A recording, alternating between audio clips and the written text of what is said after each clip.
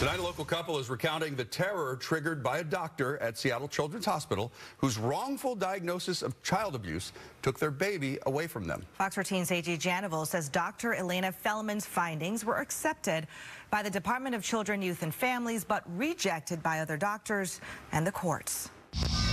The judge in Grace and Sam Wilkinson's case ruled that DCYF deliberately refused to see Sam for who he is, a loving father and husband.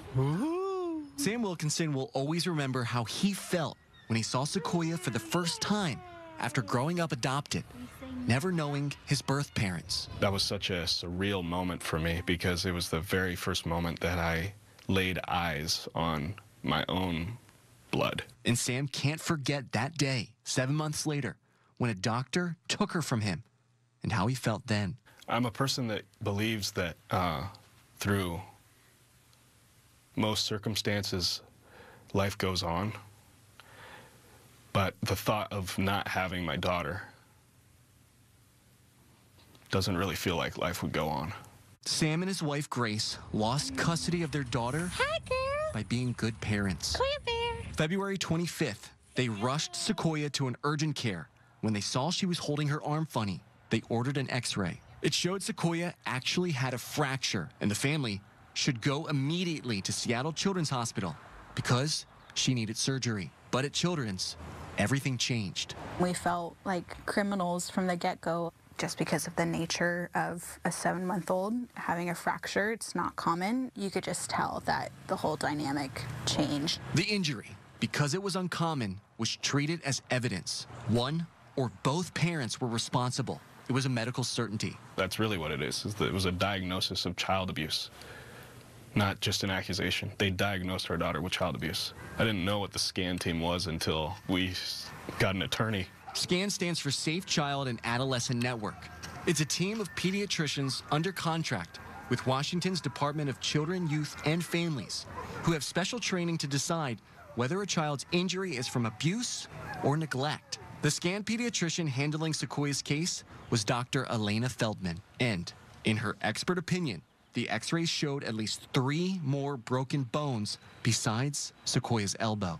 The doctor on the SCAN team, Elena Feldman, stated that these injuries were better understood as like child abuse injuries. The situation felt hopeless, but Sam and Grace weren't helpless. When we heard Elena Feldman, the name for the doctor, they decided they wanted to look her up. It was there that we found your story on Kasey. Ready, set. In February, we brought you the story of Kasey Sigman and her baby boy Kane. Like the Wilkinsons, Kasey had brought her son to Seattle Children's Hospital. And like the Wilkinsons, she was blindsided by the SCAN team's determination that Kane had a sure sign of abuse. Even the doctor who made the diagnosis was the same, Dr. Elena Feldman. The judge ruled Dr. Feldman had made a mistake. There were no signs of abuse or neglect, and Kasey and Kane were reunited. Buoyed by Kasey's story, Sam and Grace reached out to her for any advice she could give to turn their situation around. And the next day, my mom got a message back, and Kasey's like, you guys need to hire a lawyer. Attorney Elena Treball was fresh from winning a child custody battle against DCYF when Sam and Grace hired her. Treball's first move was clear. I wanted to ensure that we had a second opinion, time to figure out what exactly happened to Sequoia. If DCYF had SCAN, the Wilkinsons had Dr. Naran Alajba. You have a child abuse team, so you need a child abuse defense team. Dr. Alajba is a practicing pediatrician with more than 2 decades of experience. She's also an instructor on staff at Seattle Children's Hospital, and for the past several years, she's been brought in to consult on alleged child abuse cases. After reviewing Sequoia's case, 3 things became clear. 1, neither Sam nor Grace hurt Sequoia. 2 weeks after the original person says there's a break, there should be a bright white thing happening here. I don't see anything. No, of course not. Here, same thing. Do you see anything? No, it all looks good. We shared what we had found, which was that we believe Sequoia has marks of poor bone formation, which is a relatively common condition for newborn babies. 2, Dr. Feldman's diagnosis was done sight unseen. We've learned not only through testimony, but also through, the SCAN team's own records, that they do not believe it is medically necessary to personally examine the patient prior to making their diagnoses. And 3, the social workers back at the hospital had already decided who was to blame. They asked me how Sam was in the house and his behavior and how he treated Sequoia and I. And so I could connect the dots of like, okay, now they're trying to pin this on Sam. Misread x-rays, misjudged character that led to a mistaken diagnosis of abuse. But would the court agree? At the Wilkinson's custody hearing, Judge Nicole Gaines Phelps reached the same conclusion.